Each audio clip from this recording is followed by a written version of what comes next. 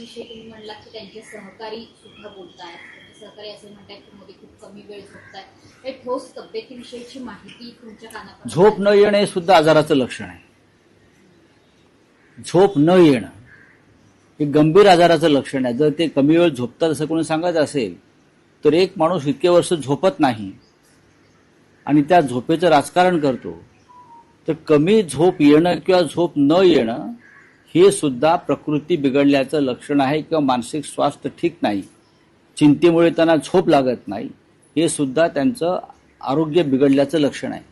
रावसाहेब, तुम्ही म्हणालात की मोदी आता थकल्यात, तसं जाणवत आहे, तसं दिसतंय. तशी एक कबुली नितीन गडकरींनी दिली आहे की मीही थकलोय. भले आता नवीन स्टेटमेंट येतात की माझ्या विधानाचा विपर्यास. नाही बघा, नितीन गडकरी त्यांच्या विधानावरती भाष्य करायला समर्थ आहे. मोदींना जबरदस्तीनं तिथे आता लादलं जात आहे, कारण भाजपकडे दिवसा कोणताही चेहरा दिसत नाही. जे आहेत चेहरे ते विद्रूप आहेत सगळे. अमित शहाना कधीच कोणी प्रधानमंत्री करणार नाही. अमित शहाना त्यांची किती इच्छा असली, त्याने किती कारस्थानं केली, त्याने किती पक्ष फोडले, त्याने किती खासदार गोळा केले, त्याने किती मोदींच्या विरुद्ध स्वतःचं गँग निर्माण केली खासदारांची, तरीही त्यांना कोणीही देशाचं पंतप्रधान होऊ देणार नाही, हे लक्षात घ्या. त्याच्यामुळे मोदींना चालवलं जात आहे. माझ्या माहितीनुसार राष्ट्रीय स्वयंसेवक संघामध्ये त्याबाबत देशाच्या नेतृत्वाच्या बदलाबाबत अत्यंत महत्त्वाची चर्चा सुरू आहे.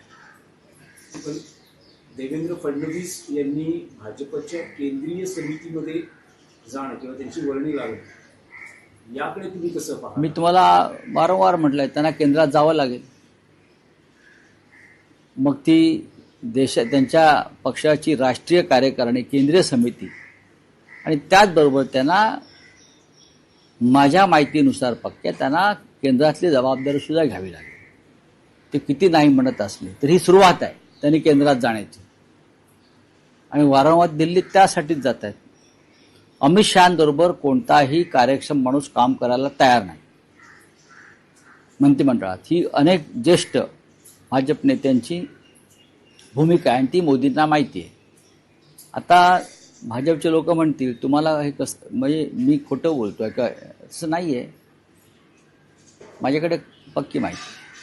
अमित शहांबरोबर देवेंद्र फडणवीसही काम करायला तयार नाही दिल्लीत. इतर काही प्रमुख नेते जे आहेत भाजपचे, त्यांनीही अमित शहांबरोबर काम करायला नकार दिला. भाजपनं 2029च्या लोकसभा निवडणुकांची तयारी सुरू केली आहे. केंद्रीय समितीमधील वर्णी असेल, एनडीएचे मित्रपक्ष असतील, जेनझींचं आंदोलन असेल, या दृष्टीने एक व्यापक व्यूहरचना आखली जाते.